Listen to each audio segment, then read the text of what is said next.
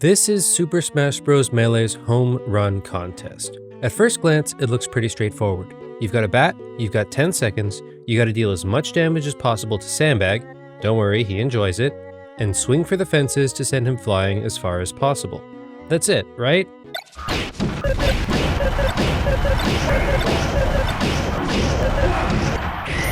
Wrong. Before you begin, you've got a very important decision to make. Do you want the game language to be in English or Japanese? No, I'm serious. Changing the game language to Japanese changes the size of the home run contest platform and how far away Sandbag is when the run starts, which could change your entire strategy. But this is just the tip of the iceberg.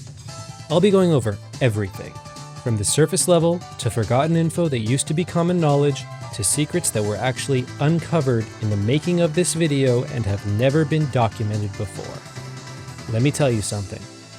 Melee's home run contest is seriously weird. Here's something anyone might notice. Switching the language switches the game from counting your distance in feet to counting in meters. This is only an aesthetic change since you can switch back and forth to see your score in either unit. But the two platforms also give you different scores in the first place. Why? On the one hand, the meters mode platform is larger, so Sandbag has to travel farther before you hit the 0 marker. But on the other hand, the higher platform means that Sandbag stays in the air for longer, lands later, and ultimately nets a higher score. Oh, and if you live in certain parts of the world, your copy of Melee can't do this. The PAL version of Melee, which was released in Europe and Australia, has 5 languages but only one platform, the larger one where distance is counted in meters. There's no way to access the smaller feet mode platform at all. While we're on the topic of your score, let's take a closer look at the score tracker. See how it's always got 4 digits? You might be wondering what happens if you get to 10,000 feet and overflow the tracker. Well, we know the answer to this because 2 characters, Ganondorf and Ice Climbers, are strong enough to actually pass the 10k mark. Once you pass 10k, the score tracker stops updating, but your actual final score is stored properly on the character select screen. So if you get a new high score above 10,000 feet, you need to wait until the character select screen loads to know exactly where you ended up. Next, you might be wondering, what about passing 10,000 meters? Well, you don't have to worry about that because it's impossible. Not because nobody can hit the Sandbag that far, but because the floor literally just ends. After the 11,300 foot marker, Sandbag will slide until it appears to fall through the floor.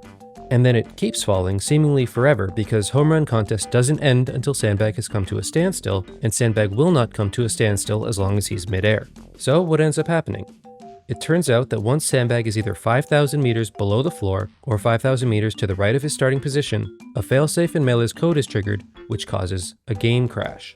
And this doesn't actually count as Sandbag stopping, so there's no possible way to save your score. The maximum valid score, the last value before Sandbag falls off, is exactly 11,347.2 feet. But here's the catch.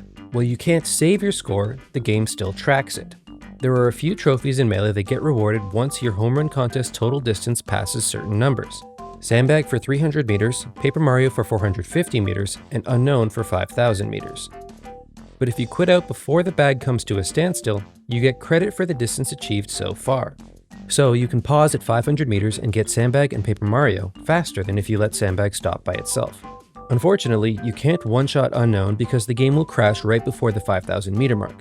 But you could, in theory, swing the bat with, say, Mario for 100 meters, then complete the overlimit Ganondorf strat, watch Sandbag sail through the air until he goes off camera, pause and quit out after you've gotten to 4,900 meters, but before the game freezes at 5,000, and you will get credit for all of that distance and be rewarded the Unknown trophy. On a related note, a less well-known fact is that the meters mode platform has a shorter maximum score. This is because the platform is larger, but the total stadium distance is the same length. So distance is counted starting later, and the end is therefore at a smaller number. Thus, it's actually impossible to tie the world record for Ganondorf or Ice Climbers in PAL, because Sandbag will fall off if you get less than 2 feet away from the record. Before we go any further, I need to explain the different versions of Melee. Japan and North America received the initial release, version 1.00, in November 2001, and then 2 updates, versions 101 and 102, later that same year. For home run contest purposes, 101 and 102 are identical. Keep in mind, Melee was not patchable. These updates came in the form of new discs, distinguishable by the version number printed on them. These versions are collectively known as NTSC because they were released in regions that used the NTSC video standard, the details of which we don't care about. PAL, which I've already mentioned, is likewise named because it was released in regions that used the PAL video standard. It came out in May 2002 and was the last patch Melee received. So, why does this all matter? As we've already discussed, there are two different home run contest platforms, the larger meters mode platform and the smaller feet mode platform that PAL doesn't have access to. Just like how there are multiple platforms, it turns out that there are actually multiple home run contest stadiums. In fact, the stadium in Melee version 1.00 is not only different from the stadium that's consistent across the other versions of Melee, but there are also two separate stadiums in 1.00, one for meters mode and one for feet mode. Both of these stadiums are less than half the length of the stadium we all know and love. 1.00 feet mode is relatively straightforward, but 20 plus years later, its 4,500 foot maximum distance has been surpassed by 16 of Melee's 25 characters. Meters mode is a whole other story. The track itself is a little over 1,500 meters, or 4,900 feet long. However, there's a small problem. Starting close to 900 meters, or 3,000 feet, the game will actually give you a no distance message instead of recording your score. Unless, for whatever reason, the bag already touched the track before you launched it. So, for a brief period of time before version 1.01 was released in late 2001, the only way for an American player to set a home run contest world record was by changing the game language to Japanese, then finishing their strategy by letting Sandbag touch the track before launching it beyond the limit of the stadium they had access to in English. Then, in PAL, these convoluted finishers actually got patched out. In that version, if Sandbag touches the track for more than one frame, it becomes immune to any further attacks. So trying to replicate these strategies just results in the bat harmlessly passing through it.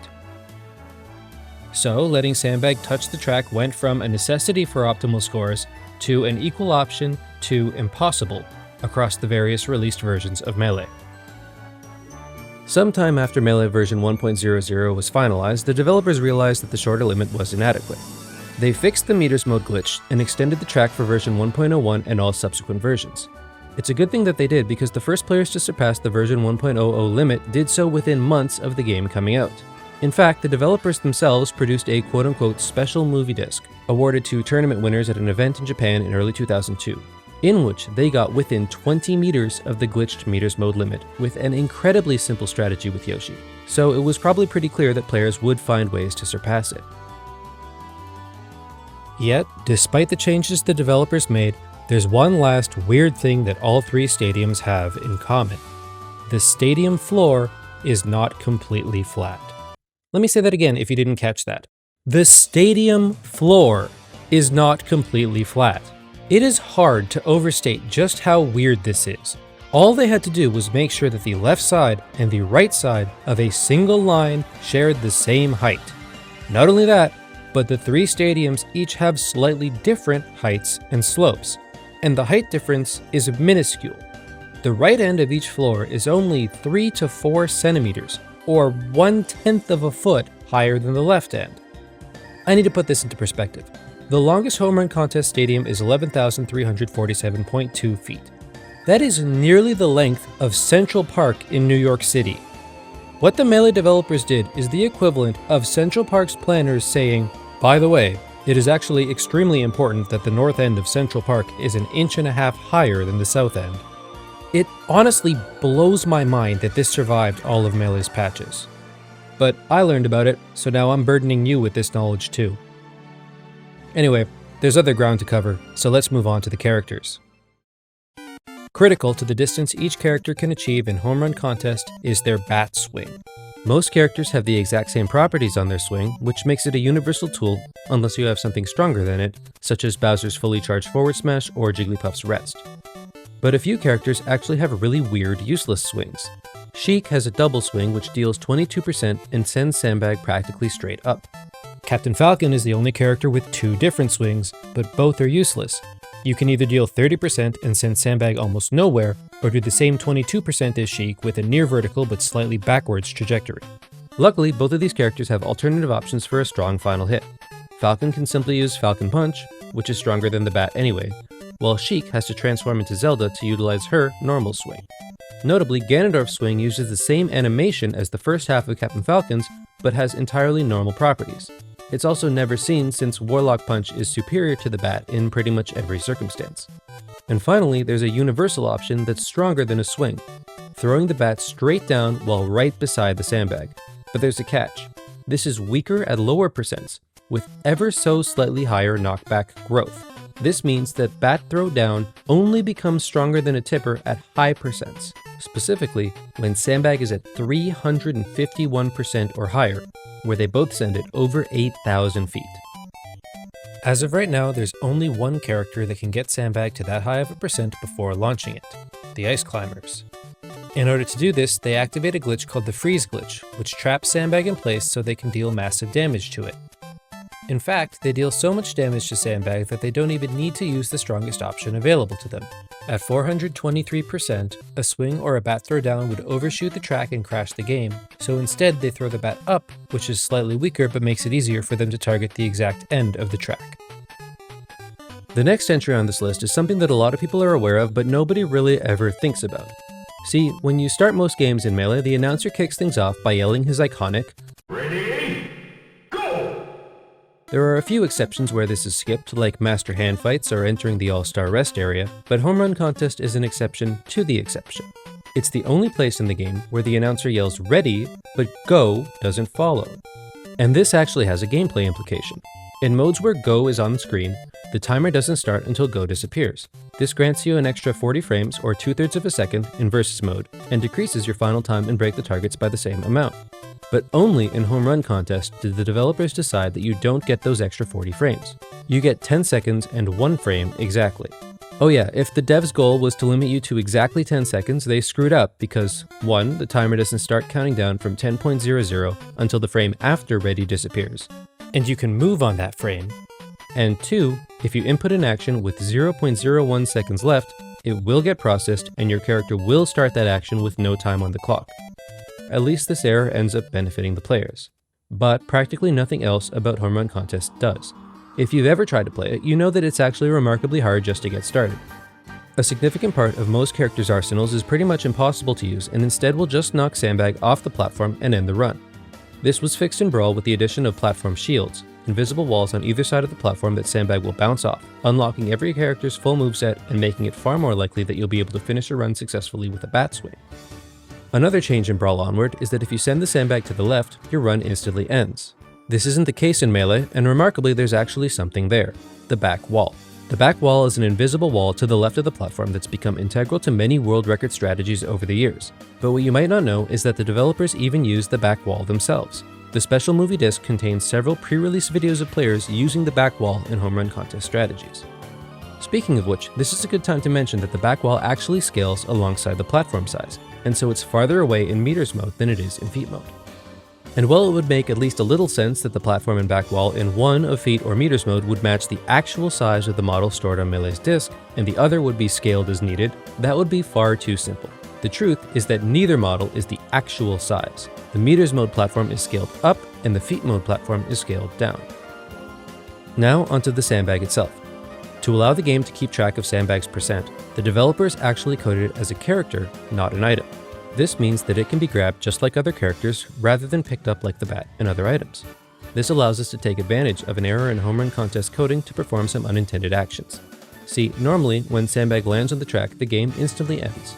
However, only a specific set of landing animations trigger this game end, and sandbag's getting grabbed animation is not one of them.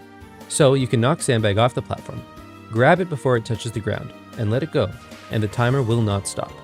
You can even keep hitting it as long as it doesn't leave the ground, so for instance Fox can hit it with Shine over and over. Another less fun part of sandbag is that it's affected by randomness, or RNG. Once characters are past 100% damage, most strong attacks have a random chance of putting them into what's called spiral knockback, where the character twirls in a spiral animation after they get hit.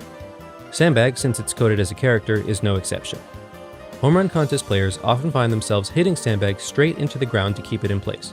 But if you get the 30% chance of spiral knockback on the downward hit, sandbag will actually land upside down. Upside down sandbag has a different hurtbox placement, which can ruin your positioning for future attacks.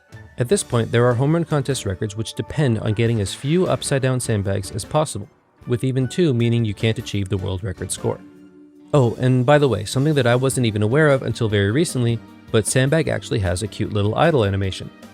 You have to look very, very closely to see it though. Despite the millions of people who've played this game, there is not a single reference to this anywhere online, outside of the message reigning world record holder HRC Typo sent me informing me of this fact. Shoutouts to Typo, by the way, he was instrumental in fact-checking this video. You might be thinking I might be running out of topics by now, but we haven't even gotten to the biggest one yet, the home run contest bat. To start, I need to explain hitboxes, which are the sphere or capsule-shaped parts of attacks that deal damage to your opponent. In Melee's debug mode, they're displayed in red. It's commonly known that the bat has 3 separate hitboxes, with its strongest being at the tip, logically known as the tipper. The tipper has the lowest priority of the 3 main hitboxes, which means that it will be ignored if one of the other 2 connects at the same time as it. So in order to maximize distance, you need to space your swing so the tipper touches the sandbag, but the other 2 hitboxes don't. Lesser known is the bat's 4th and lowest priority hitbox. Unlike the other 3, it deals only 8% and lacks the distinctive ping sound effect, which is where it gets its unofficial name, the no ping hit. For most characters, the no ping hit connects to their shoulders, so hitting one usually requires hitting Sandbag out of midair. Pikachu and Pichu are notable for their shared swing animation, which has their no ping hitbox extend behind them. This means that if they get close enough, they can hit Sandbag with the no ping hit simply by swinging backwards. No ping hits are notable because they're far superior to tippers at low percent, but with much lower knockback growth. The inflection point where a tipper starts to become superior is 116% prior to the hit. Players on the special movie disc often didn't rack up that much damage on Sandbag, opting instead to optimize their routes to lead into no-ping swings. This usually came in the form of a hit off the back wall. One of the most annoying parts of the bat is that some of its behavior is also governed by RNG. All but one home run contest world record utilizes bat drops, where the player lets go of the bat, lets it hit Sandbag, and then hits Sandbag with an attack before it can fly too far. Unfortunately, if during this process you let the bat hit the ground, there's a random chance that it will disappear, usually ending your run. There are actually 2 separate processes at work here, so this might get a little bit confusing. First is that the game tracks the number of times the bat touches the ground after being released. On each of the first 3 bounces, there's a 25% chance that the bat will simply disappear. In other words, there's a 58% chance that the bat will be gone if your strategy requires 3 ground touches. To make matters worse, the 4th ground touch is 100% guaranteed to result in a disappearing bat. The second type of bat RNG is similar but distinct. The game also tracks the number of times that you release or throw the bat, and if that number is exactly 4, and only exactly 4, not 3, not 5, and you allow the bat to touch the ground, it will always disappear, even if this is its first ground touch. Personally, I kinda see the logic here, even though it doesn't seem to work out as the developers intended. It's like this is a failsafe for the prior RNG. Assuming that the bat touches the ground every time you release it, by the 4th release, you will trigger both of the bat disappearance guarantees at the same time. Of course, it doesn't always work out this way, with players routinely throwing or dropping the bat without letting it touch the ground. Also, it definitely doesn't make any sense to me that this one applies to the 4th release and only the 4th release. But if you add this to all of the other home run contest weirdness, a pattern starts to emerge, that of a rushed game mode with a ton of interesting ideas that probably needed just a little more time to polish up. I wouldn't be surprised if this mode is practically a beta, rushed for Melee's release before the formula could be iterated for Brawl and beyond. And the changes in later games do correct several of these issues. Brawl fixed the unnecessary difficulty with the addition of platform shields, as well as removing the back wall and track shenanigans. Smash 4 removed major character-based sources of RNG, including preventing Luigi from being able to misfire his side B. And finally, in Ultimate, Sandbag has infinite knockback resistance when it's first hit, meaning any single hit move can be used to start a run because it won't send Sandbag anywhere, so every character can use any part of their arsenal at least once. But at the same time, it feels like some elements of Home Run Contest got lost over the series. One critical aspect of items in Melee is that if you press the A button or Z button, you can't grab them out of midair for the next 40 frames.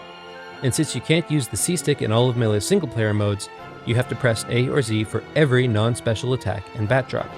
So, in Home Run Contest in Melee, you can't attack and then immediately catch the bat in midair, nor can you drop the bat in midair and immediately re-catch it. This 40-frame window is a significant strategy restriction, and that's obvious if you look at Home Run Contest world records in later Smash games. This is because from Brawl onward, the 40-frame limit was removed, and as a result, most characters' world record strategies ended up becoming rapid repetition of grabbing and throwing the bat. In Melee, this is impossible, so a wider variety of strategies is seen. Ultimate tried and failed to fix this by having the bat spawn in halfway through the run, but the devs could have instead re-added a solution that was already used in Melee. Similarly, there's also a 10-frame lockout for pausing in Melee, which means that you can't rapidly pause and unpause to execute complex strategies frame perfectly. This being removed in later Smash games means that otherwise impossibly precise strategies are available to everyone, as long as you're willing to mash pause over and over while playing. It also means that world record strategies are completely incomprehensible to the average player and viewer, as pauses are hidden by the replay feature in Brawl and later games. So you'll never see the original execution unless the player specifically recorded it. Pause buffering is still used in Melee for precise inputs, but only sparsely. The largest number of pause buffers in a current world record video is 8, as opposed to dozens for each of Melee's sequels. And all 8 are part of the video, as Melee doesn't have a replay system to remove them. Now, of course, there's nothing wrong with pause buffering, but personally I think Melee's restriction on them makes for more approachable records. Speaking of pausing, there's also a glitch that only shows up when you pause. Players notice that if you hit pause at a certain time during the countdown, all 5 big numbers would show up on screen at the same time. This actually happened for the current world record for Mr. Game & Watch. For this video, I actually investigated what specifically causes the glitch, and it turns out that it's really simple. If you pause on the second last frame that the 4, 3, 2, or 1 are visible, when you unpause, you'll see all the numbers overlaid for the next frame, the final one where the original number is expected to be visible. Notably, this doesn't occur in other countdowns, such as in multiplayer mode. Here's a similar visual glitch, but I have no idea how to reproduce this one. It seems that in certain very rare circumstances, your in-game tag will float somewhere in the stadium. If Sandbag flies past it, it could be visible for only 1 frame, but if Sandbag stops moving near it, it sticks around. These are the only 2 video examples of the glitch happening, which makes it one of Melee's most obscure unsolved mysteries. The final entry on the penultimate layer of our iceberg is equally obscure. In other Melee single-player modes, players have learned how to harness RNG and manipulate it to achieve favorable outcomes. However, Home Run Contest has thrown them a curveball. The best use for RNG manipulation in Home Run Contest is with Peach, to pull her rare and uber-powerful Stitch Face turnip, which drastically increases her damage output. There are even setups that can let you pull a Stitch Face on 2 consecutive frames, allowing for more leniency than normal. The problem with this is that the setups to do so are still slightly random, even after RNG manipulation. When you get to what should be the correct seed and start a run, the seed iterates an unpredictable number of times, and we don't currently know why. We just know that you can bend this game mode to your will, and it might still fight back. We are almost at the end. The iceberg is almost filled up, but we haven't gotten to the deepest, darkest part yet, and that is for a very simple reason. It contains nothing but math. First, in the real world, 1 foot is equivalent to 0.3048 meters. Melee's developers did not care about trivial facts such as this real-world conversion rate, and instead created their own. In Melee, 1 foot is slightly smaller than a real-world foot. This might not seem that large, but on a scale of thousands of feet, this means that you can't just plug in how many meters is 11,347.2 feet and expect to get back the correct answer. You can't just plug in the correct conversion rate either. If you want to replicate the score function in Google Drive, for instance, your formula will have to look like this. You have to replicate the layers of division and rounding that Melee uses, otherwise you're going to find examples where your calculations are off. You see, every increment of 1/10 of a meter is a possible score, but not every tenth of a foot is. That's because, even in feet mode, the score is calculated in meters first and then converted to feet. So each tenth of a meter will add 3 or 4 tenths of a foot to your score in one jump. The skipped numbers are impossible to achieve. In other words, if you perform the meters to feet conversion incorrectly, you'll most likely come up with an impossible answer. This is only a problem for PAL players, since NTSC players can switch the language to have the game do the calculation itself.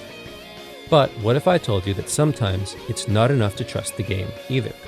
It turns out that, just like with almost everything else in Home Run Contest, there are actually 2 meter to feet calculations. The one that shows up in-game after Sandbag lands, and the official one that you can see on the character select screen. There's already a precedent for using the latter. Remember, the former can't track scores above 10,000 feet. But just in case that wasn't sufficient, the difference between the 2 conversion formulas can result in Melee showing you 2 different scores back to back. One example is at 2,775.6 feet, which mysteriously turns into 2,775.7 feet at character select. Oh, one more thing. I don't want you to get the wrong picture from this video. Home Run Contest is difficult and often glitchy, but it's really satisfying when the strategy comes together, and it has plenty of history that I've barely shown glimpses of here.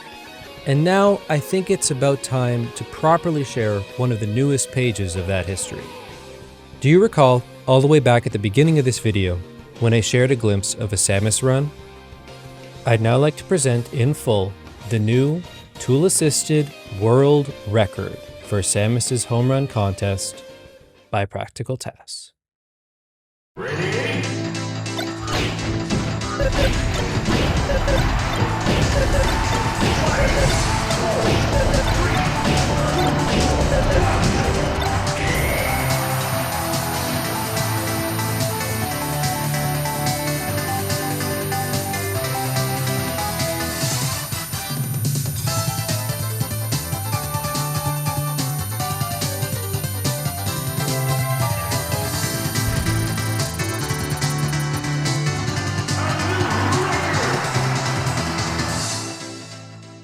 If I kept your attention for these 25 plus minutes, thank you, and I think you'd like more of my stuff.